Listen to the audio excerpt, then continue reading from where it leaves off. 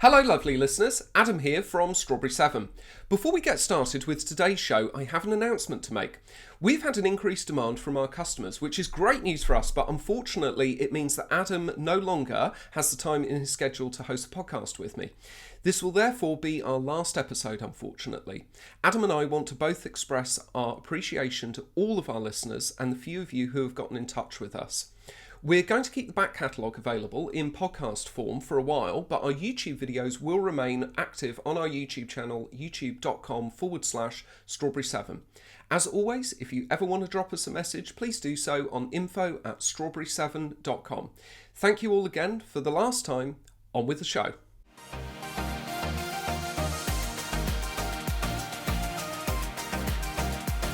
Hello and welcome back to the Google Workspace Update podcast from Strawberry 7. My name is Adam. And my name is Adam. We're here to bring you the latest updates of everything happening in the world of Google Workspace. This podcast is available in audio format from wherever you cast your pods and also in video format on our YouTube channel, youtube.com/strawberry7. Coming up on the show today.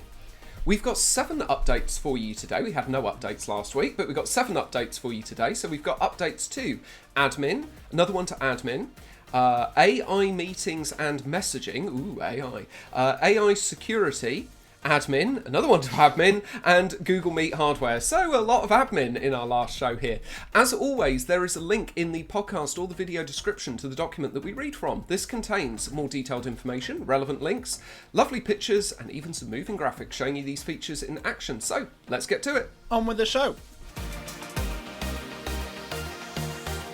Right, so the very first update that we have for everybody this week, so you can now assign the audit and investigation privilege on a per application basis. So when delegating admin privileges for the audit and investigation tool, you can now restrict access level to audit data on a per application basis.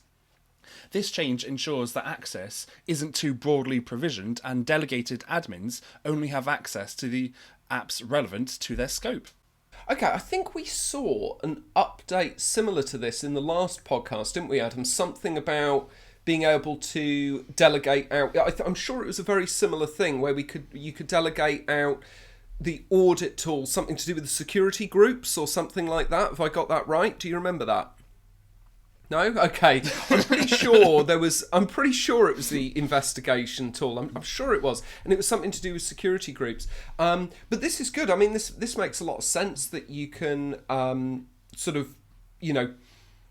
allow those audit investigations that are relevant to the particular application. That's very, very useful, because the way I'd imagine you'd use that is if you've got got an organisation that's big enough to have an IT department like this, and within your IT department you've got an admin who's specifically looking at Drive and working with Google Drive only within Google Workspace. And I think that's what this is doing, is it's allowing them to look at those audit investigation tools for Google Drive, but not look at the audit investigation tools for email, for example, or something like that. I think that's what it's doing. Yes, I was thinking something similar with quite a few of the updates that we've seen across our time on this podcast.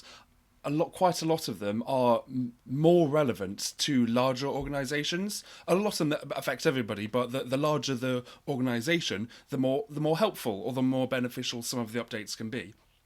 And I think this is another example of that, because if you're a slightly smaller organisation, then whoever your Google admin is probably looking after all the Google applications. Whereas if you do have a larger organisation and it does kind of get broken down a bit more, so then it can be very role specific. So then whoever only those admins that require access to Drive, for example, can have access to that, but there's a different admin looking after email, so then they don't need access to that as well. So I do think this is a good update, yes, but definitely a lot more relevant to those larger organisations. Yeah, I think that's a very good point, Adam. Yeah, for sure. And for any of the listeners who want to look at this a little bit more, there is a nice moving graphic in here showing... It's not moving. Sorry, not moving graphic. You're quite right, Adam. I was moving the screen up and down as I was doing it, as I was moving. A static graphic, listeners, that shows this sort of how you can assign this. It's quite straightforward. It's when you're going through to create the role, as you would do, where you could say to somebody, oh, they only have the ability to reset users' passwords, for example. You can go down to the audit investigation tool and you can specify that they only have access to one particular, app within the audit investigation tool. So that's quite useful to see. What's the getting started rollout pace and availability, please, Adam? Okay, so getting started for the admins out there, they can visit Google's Help Centre if they'd like to learn more about admin privileges for the audit and investigation tool, and there is a link in our document for that. For the end users, though, there is no end user impact or action required. Like pretty much all of our updates this week, this is very much for the admins out there. Rollout pace, rapid release and scheduled release. There is an extended rollout, so potentially longer than 15 days for feature visibility, which started on April the 4th, with anticipated completion by April the 30th. Oh, and availability, this is available to all Google Workspace customers. With the admin account, Yes. of course, as they always like to put that in there. Everybody, as long as you've got an admin account. Great, thank you, Adam. That's brilliant. What have we got next, please? Okay, up next, simplified troubleshooting of user issues in the Google Admin Console. So when viewing a user's detail page in the Admin Console, you'll notice new Investigate, Security, and Groups tabs. Within these tabs, you can find all user-related information from security alerts to audit logs, group memberships, and security policies applied to the user. You can click out to the relevant sections of the admin console where you find more information on the event and take action if needed. Centralizing this information should reduce the time and effort required by admins to access and take action on user issues. Yeah, this is really useful. Again, there's a nice graphic in here showing how this works, and It's not moving. Not moving. No, not moving. It's going to make this a lot simpler for admins to be able to just see at a glance on these users, because before the reporting on Google is great, right? It's really, really good. You can go in and you can go into that, as we mentioned before, the audit and investigation tool. And you can go and you can have a look at all of the different things there that are affecting all different parts of Google Workspace. But it was a bit of a chore that you'd have to specify the user before running any of your search criteria if you were looking for somebody in particular. This is a lot easier because it's doing it within the user interface, that particular user interface. But what I think is more powerful about this as well is the fact that it's showing you everything that the user has done. And the reason that's really powerful is because when you're going into the audit investigation tool, it says, okay, out of the 50 odd reports that I can run, one for Google Drive, one for Google Calendar, one for Google Email, one for, whatever, which do you want to run? And that's fine if you know something very specific that the user's done or something very specific that you're trying to investigate. But if there's just something happening around a user and you're not too sure where to start, this is going to be really handy, because as they've got on this non-moving graphic here, they've got things like email classified as spam, files shared externally, external content copied. That is really handy when you're an administrator, because you know as well as I do, Adam, when you're investigating something with an issue with a user, you might start by it's an email issue, but then as you go along you find out it's actually a Google Drive issue or something similar to that. So I think this is great. Yes, I particularly like this. I was thinking the reason that I liked this was from a slightly different angle for this. So for example, quite a few of our clients have a various APIs in place that will automatically put users into specific groups. And then every now and then a user will say, oh, well, they can't access something, say, within Google Drive. And that thing within Google Drive has been shared to specific groups, not to individual users. So then one of the first things I'll always go and do, go find the user within the admin console, have a look which groups that particular user is a member of. And sometimes that can be a little bit clunky, or it's not always obvious immediately, but there's scrolling and looking and you have to concentrate a little bit. Whereas now, as it's now broken down into these different tabs, I can go find a user within the admin console, just click on the groups tab, and it should be very clear which groups they're a member of. So immediately I can see how this is going to be This is going to be a good update for me. Yeah, excellent example of something else that they've included in this that's really good, that's going to be useful, for sure. I completely agree with you. Who's this available for, Adam? This is available right now to Business Starter, Business Standard, Business Plus, Enterprise Essentials, Enterprise Essentials Plus, Enterprise Standard, Enterprise Plus, Education Fundamentals, Education Standard, Education Plus, the Teaching and Learning Upgrade, and frontline customers. Okay, cool. So quite a lot of availability. That's really good. I was a bit worried when I was looking at this. I thought, oh God, is this going to be another enterprise-only sort of update? But that's really good that it's available to a lot. I'm a bit surprised that they've not just said it's available to everyone, just like the last update. Because again, as long as you have access to the admin console, you should have access to this. Because it's not a new feature, it's just tidying up the interface, as we've seen quite a lot recently with the rest of Workspace. Yeah, I think what along with what you said. Oh no, they have put education fundamentals in there. Yeah. I don't really know why they haven't just made it available to everybody. I mean, it's very few people who maybe have they had to keep their word count up for the day that they were typing this one up. Maybe, yeah. It's because they didn't have any updates last week. Lovely, thanks, Adam. What's next, please? Okay, so the next couple of updates are all to do with AI. So introducing the AI meetings and messaging for Google Workspace add-on.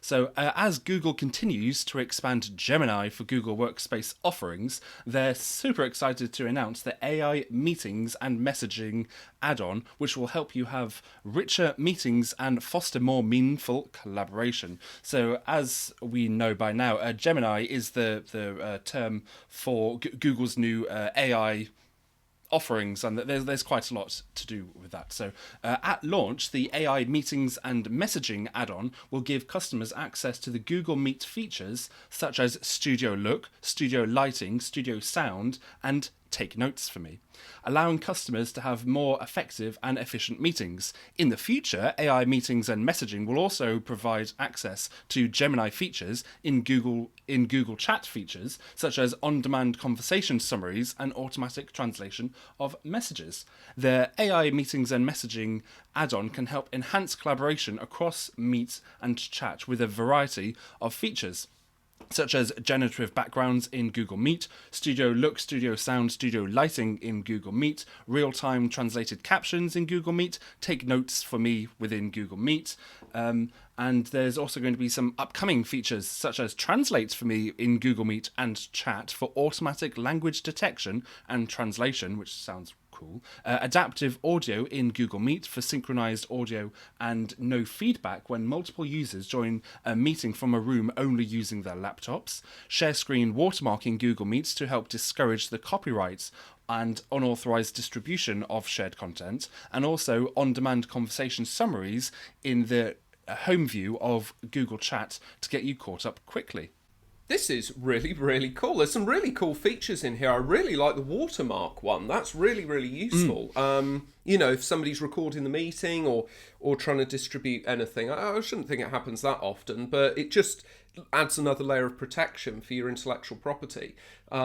Take Notes to me is very interesting. I mean, I imagine Google are just putting an AI layer into the transcribe there. So similar to what we've seen. I was just going to say, I bet that's going to be similar to what we've seen in Google Chats, where you get the little summary of a conversation that's happened. And I can't remember if you mentioned it just to me in person or on this podcast, but I know you were saying that you found that really helpful because you see that there's been other chats going on between myself and other colleagues, and then you can just see the quick summary at the top without having to read through every individual message. So I imagine this is something a bit similar to that, but it's summarising what was discussed within a Google Meet.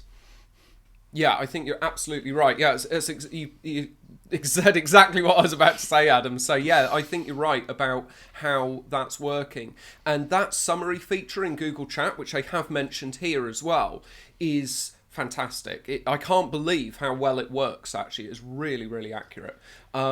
Studio Look, sound lighting, we've talked about that before in Google Meet as well. Google have kind of talked about that coming soon, and the generative backgrounds and things. We've talked about all of that, and some of those features have come through outside of AI, and some have been within the AI arena. So those are all pretty cool. The other one, which you particularly mentioned as being cool as well, which I agree with you, is automatic translation, language detection. That is really, really amazing. And if Google can make that work in Google Meet and Google Chat, I wonder how long it will be before they almost kind of take that same technology, but sort of pocket it out into Google Translate itself. So you're not having to be in a Google Meet to do that. You're just doing it over that, which I have to say, they keep it very quiet. Apple, I think, to much to their detriment sometimes, keep these little features quiet.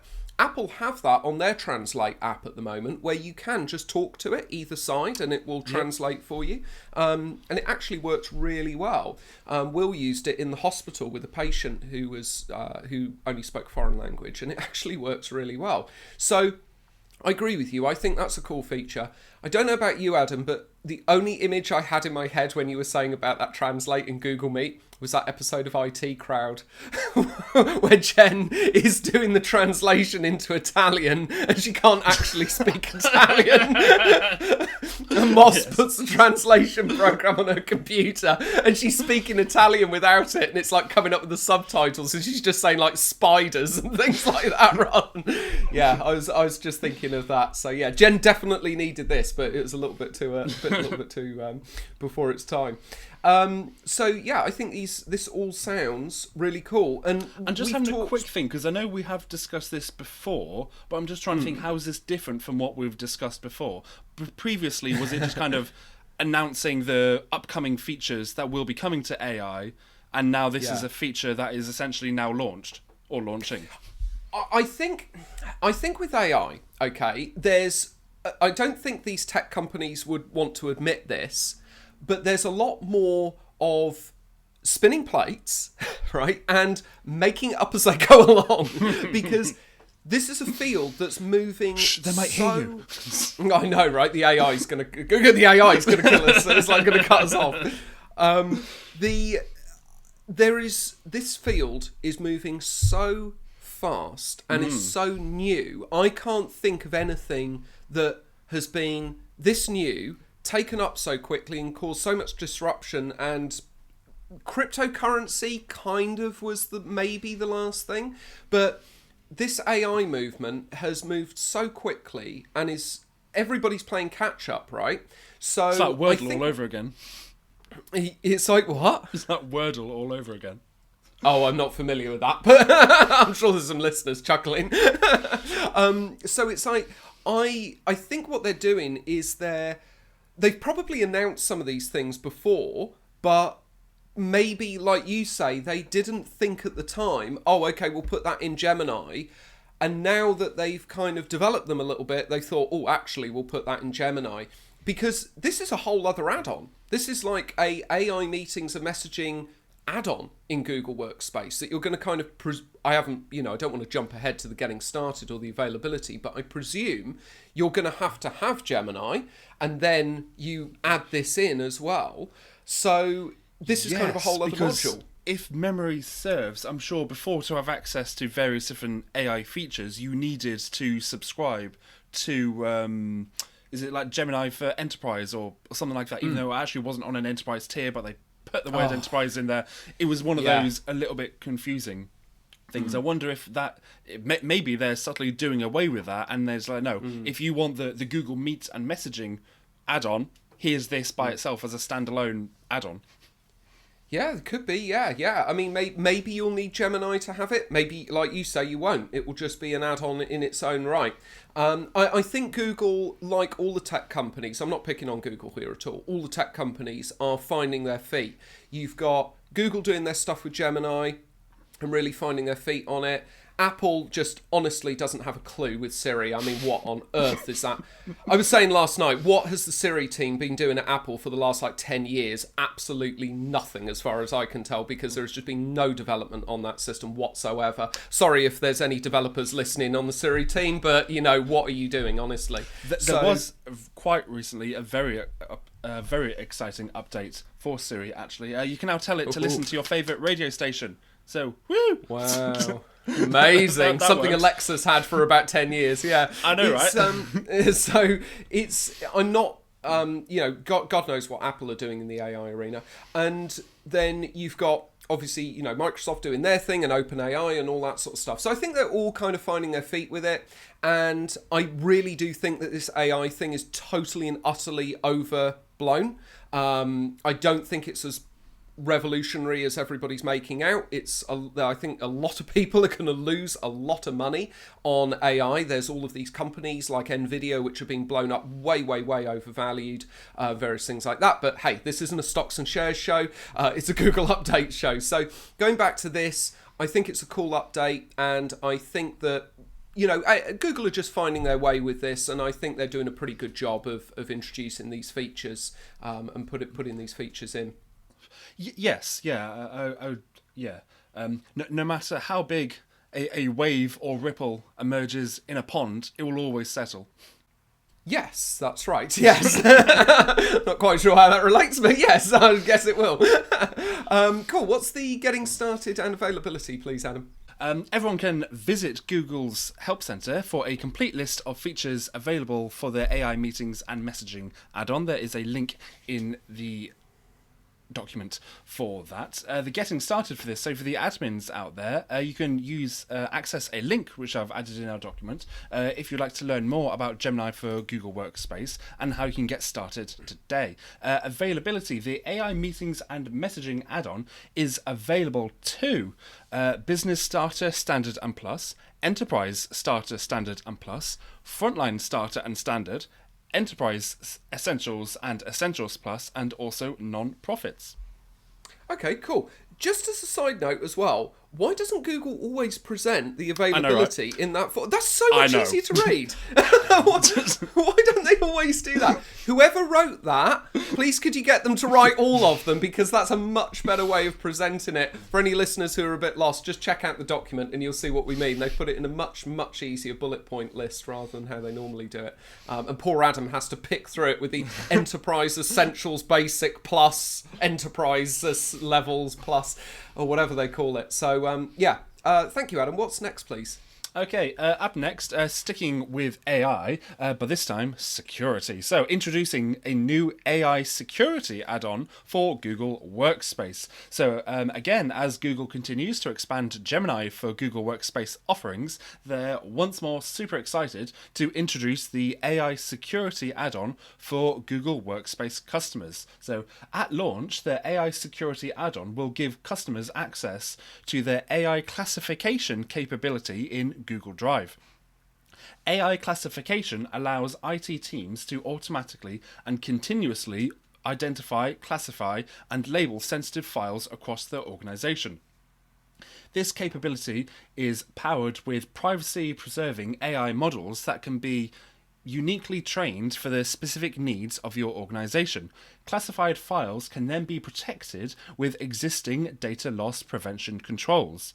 Drive labels enable workspace administrators to up-level their security posture by closely monitoring activity on labeled files and using labels as a vehicle for data loss prevention and life cycle management policies. The challenge with label-based policies is that they are only effective on files that are correctly identified and labelled. Further, labelling files placed a considerable manual burden upon admins. This is where AI classification can help. By training models on customer-identified examples of content that matches their data classification definitions, AI classification can evaluate files where text can be extracted to see if it should be labelled. This enables organisations to achieve label coverage at a scale and accuracy that is very difficult to accomplish through traditional means and manual admin intervention. Once labelled, the organisation's data can be protected by fine-grained security policies. Okay, so this ties into what Google have talked about before with applying these labels to different files, and we've seen a lot of that about how you can apply them and how you can manage them and how you can work with them. And then this again is just sort of layering that AI sort of level in. Again, this is a great use for AI. This is really useful for how it can do this sort of thing, to be able to classify them automatically, take that load off of admins, because I can't even imagine how much burden that's put onto admins in big organisations where they're having to, label all of those different files. it's not really covered here, but I'm sure there'll be an update about it in the future. I wonder how they're going to deal with client-side encryption. I was just thinking the exact same thing. It's Were not you? mentioned at all. I was like, will the AI be able to access it, or will it not? Or it's I was thinking the exact same thing. And if the AI can ever access it, I wonder The one time we how... don't mention client-side encryption. Yeah. I know, right? It's like it's always on one of the update sort of rotors, but I reckon they haven't mentioned it because it's probably not supported at the moment. And maybe in one of the links that you put further down, sort of somewhere along the way, it will say doesn't support client-side encryption. Because the reason I say that is because I'm just wondering how Google would resolve that conflict where obviously the AI has to be able to go in and read the file to classify it. That's what it's doing. And if the AI is going in and reading the file, that data's got to be kind of transferred and stored somewhere. It's not being done in the customer's workspace console. Do you see what I mean? It's like it's all being done at Google's sort of HQ. So... And the whole point with the client-side encryption is that even Google cannot read the data, whereas if there probably isn't, but if there was the option to give the AI the key, then that's essentially giving Google the key, which makes the encryption redundant in the first place. Exactly. It's exactly right. So I'm not too sure how they're going to resolve that. If I had to guess, I would say that in the back end, what they'll do at some point is they'll kind of create a system where the AI that's reading the data is sandboxed within the same area that the client-side encryption certificate and the data is residing. So Google will kind of almost create a virtual area on the fly, sandbox it all in there so that it's all encrypted and not accessed by Google. The AI does its whirly-dervishness, and then, that's a technical term, and then it extracts the answer of here's the label, and then it comes out of the sandbox just with that answer, and everything else is contained within. It would be my guess of the way I do it, but I'm not a software developer. What I said could have been absolute utter gibberish, so it's that's just my guess as to how they might sort of do it. But yeah, interesting sort of use of AI, and I think any admins out there who are listening who have these largest data sets, I mean, it's just going to be music to their ears to be able to have that load taken off of them a bit. Especially for all the admins out there that are doing their housekeeping and tidying up of historic data, because I imagine, hopefully, some organisations will have processes in place, so then maybe people label their files or keep them tidy as they go and when they're creating new files, but something like this will be a godsend for applying those labels for older files. Maybe if your business started 10 years ago, 20 years ago, then there's lots of stuff that's just there in the archives. An AI like this can just whiz all the way through all that and then apply all the labels to everything, which could be like thousands and thousands of files, which otherwise some poor intern would have to do. Yeah, really good point, Adam. Yeah, save the interns. So yeah, I completely agree with you on that. What's the get it started and availability, please? Okay, so for the admins out there, visit Google's Help Center if you'd like to learn more about labeling Google Drive files automatically using AI classification. You may also use a link that I've included in the document to learn more about Gemini for Google Workspace and how you can get started today. Availability, the AI security add-on is available for Business Standard and Plus, Enterprise Standard and Plus, Enterprise Essentials and Essentials Plus, Frontline Starter and Standard, and also Google Workspace Non-Profits. Great, thank you, Adam. What's the next update, please? Okay, next update, again, sticking with the admin theme, control your users' access to new Gemini for Google Workspace features before general availability. So Google is introducing a new setting in the admin console, which will give Gemini customers the ability to test Gemini for Google Workspace alpha features before they become generally available. Specifically, admins will be able to turn on alpha features for all Gemini provisioned Workspace users or for a subset of Gemini users for a particular organizational unit or group. As the Gemini for Workspace offerings continue to evolve, you may consider allowing users to test Gemini features in alpha. This will give your users a head start on leveraging the latest AI features and provide Google with helpful feedback to improve Gemini features before they're generally available. Alpha features will get the same robust data protection standards that come with all Google Workspace services. Okay, yeah, I mean, this is pretty cool. It's kind of like a rapid release sort of track, I suppose, for users, where you can, if you really want to sort of test out some of those features, like they say, are in alpha. Reading in between the lines a little bit, does it sound a little bit like Google wants everybody to sign up for the alpha features so then they can get feedback to see what everybody thinks or to see where there's issues or improvement is required? Yeah. Feedback, another word for free testing. So yeah, why pay developers to do it when you can get your customers to do it for free? Oh, aren't I cynical? But I think I think you're pretty accurate, Adam. I mean, we've seen Google do this before. Again, I'm not picking on Google. All the tech companies do it now. They release these things out.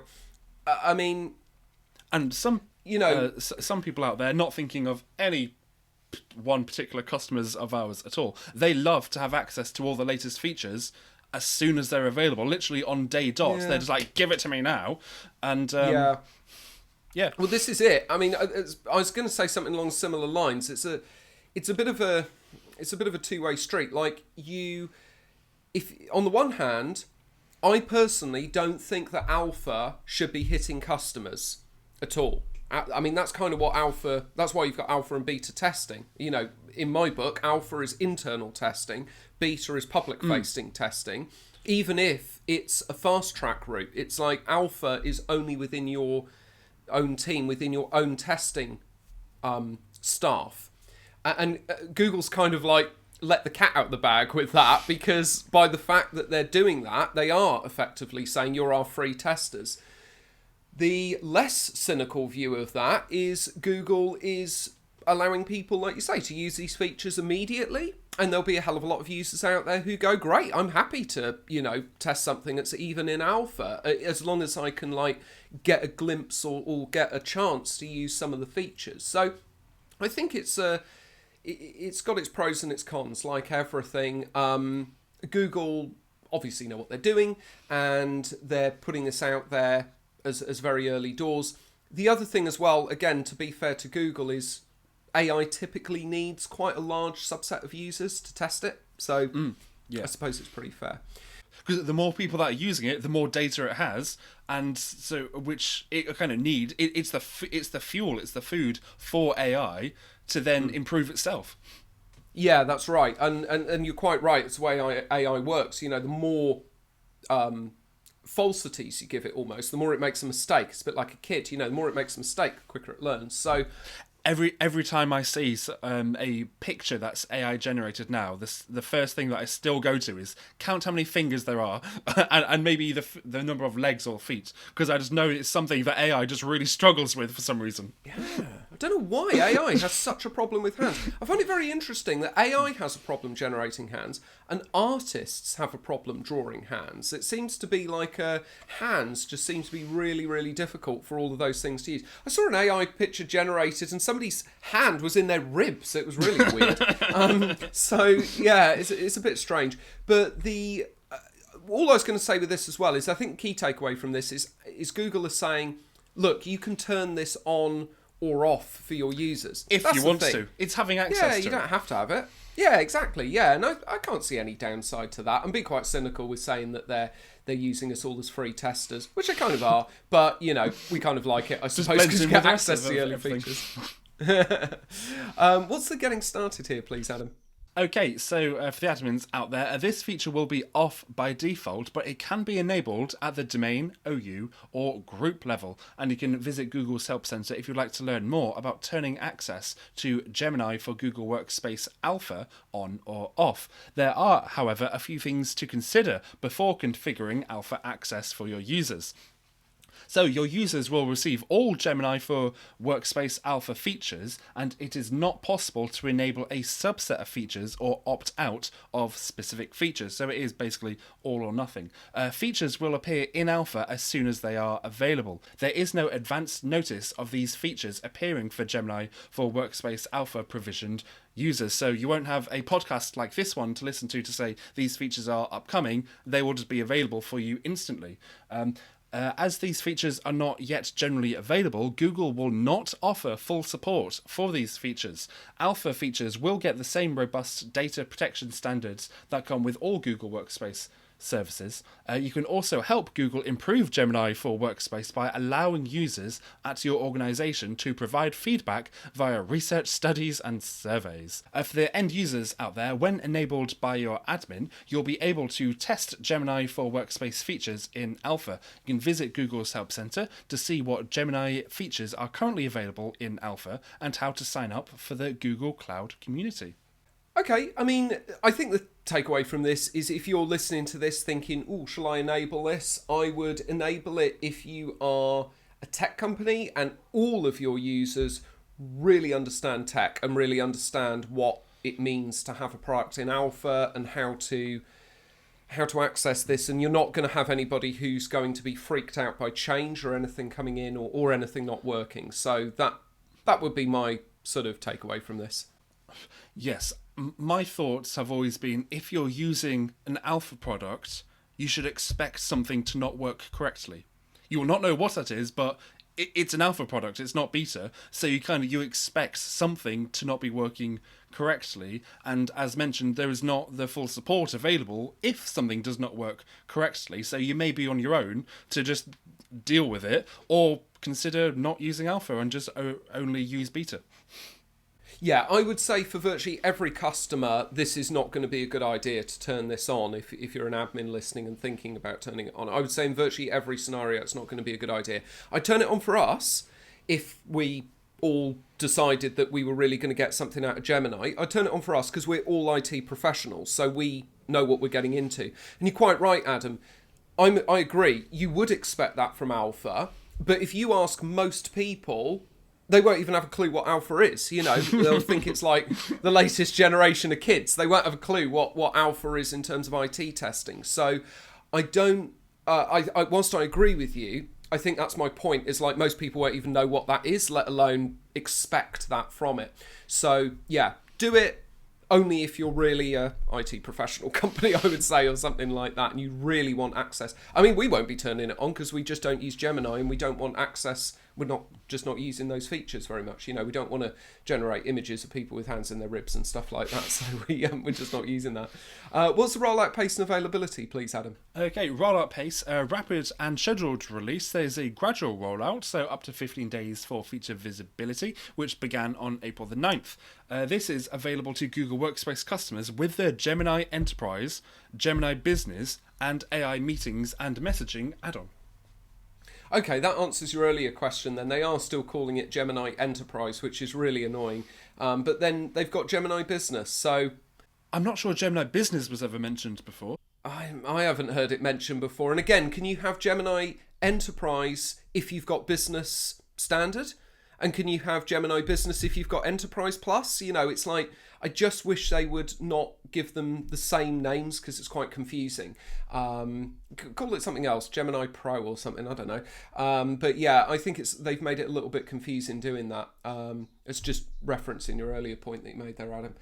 Thank you. What have we got next, please? Okay, up next, another admin update. So, protect sensitive admin actions with multi-party approvals. So, to protect customers from malicious actors taking sensitive admin actions, Google is launching multi-party approvals where one admin must approve certain sensitive actions initiated by another admin.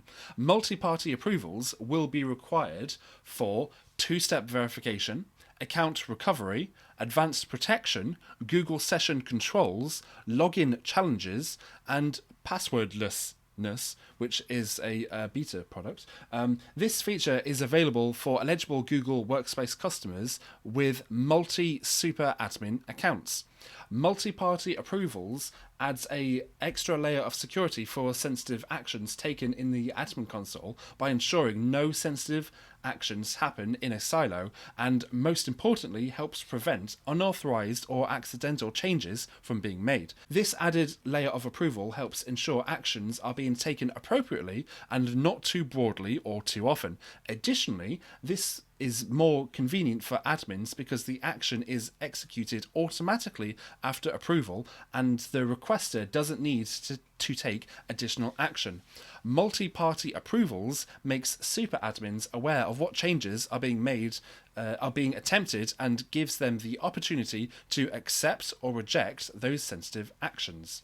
Yeah, great. Thanks, Adam. There's a couple of graphics in here which sort of show how this works.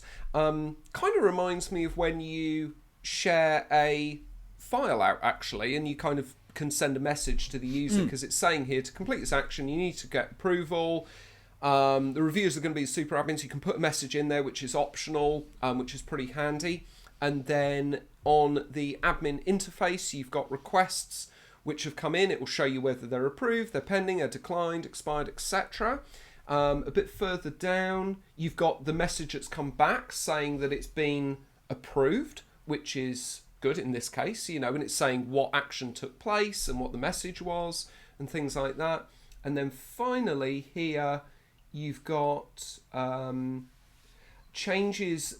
Okay, so that's a bit of information about how the changes are going to affect certain people and what configuration changes were made. So this is like historic stuff, I guess, in the reporting and things like that. So I think this is all very useful. This would particularly be useful, I think, in schools, secondary schools, where you've got an IT tech as frontline, and then you've got maybe the network manager, and the network manager might want to approve all of those requests. Or, I mean, it's interesting what Google have said here. It's about approving requests to make sure that errors aren't made, but it's also to make sure that people aren't just going in and doing things that the network manager doesn't know they're doing or they've ever done. I think that's an important thing. Overall, I think this update's great. I definitely do like this update for a couple of reasons. Kind of what was mentioned. So it's good that these high-level admin actions are not happening too frequently, and actually should be happening in the first place. It's quite good.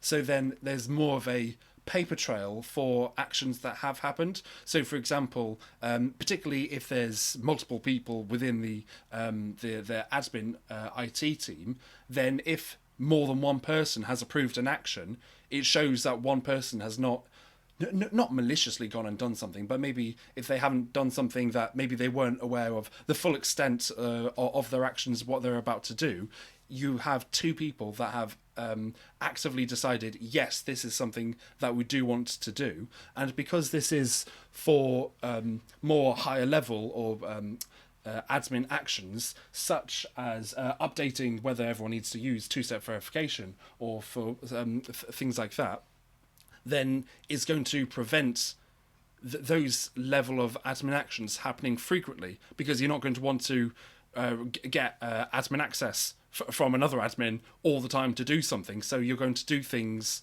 when they're actually required.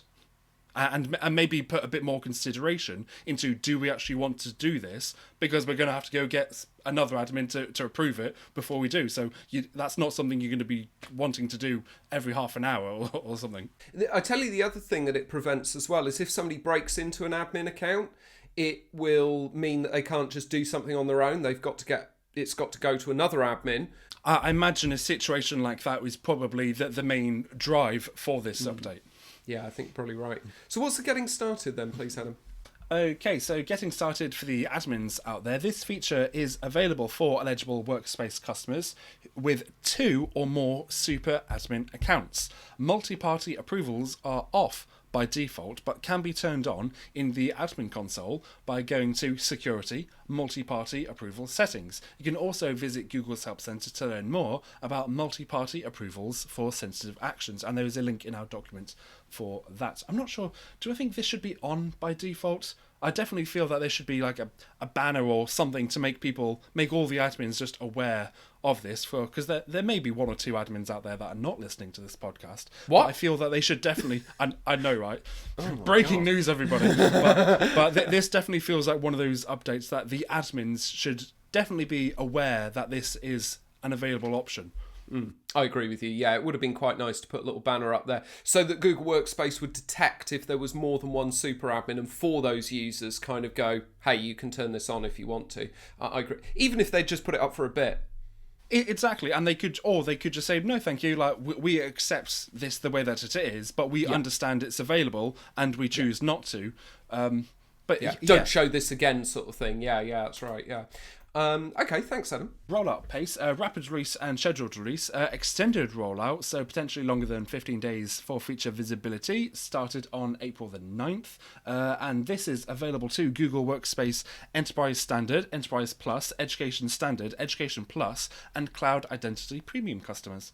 Lovely, thank you, Adam. What is our last ever update, please?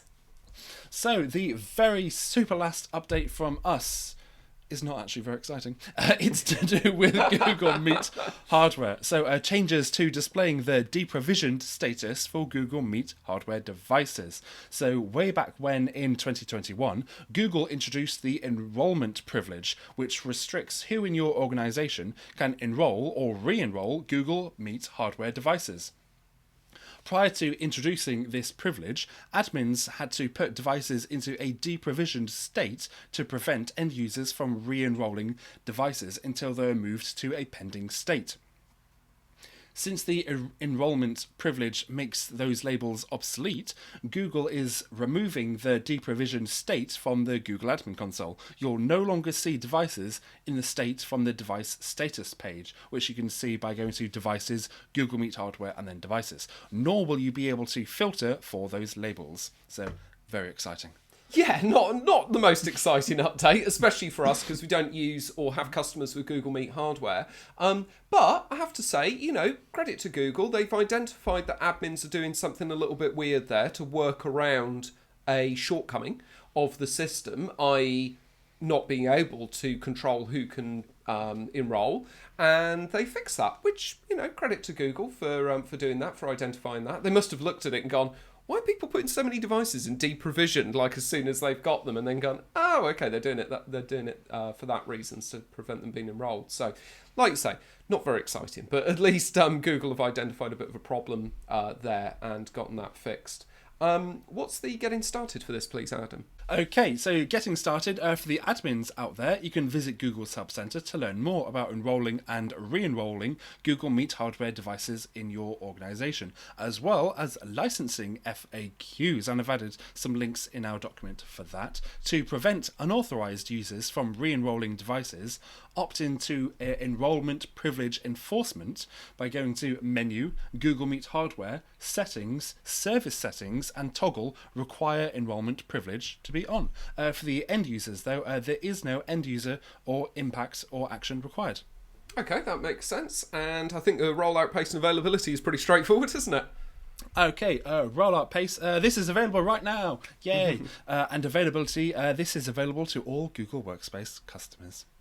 Thank you very much, Adam. And that's it, everybody. That's everything you need to know about all of the latest updates happening in the world of Google Workspace. Remember that there is a video version of this podcast available on our YouTube channel, youtube.com/Strawberry7.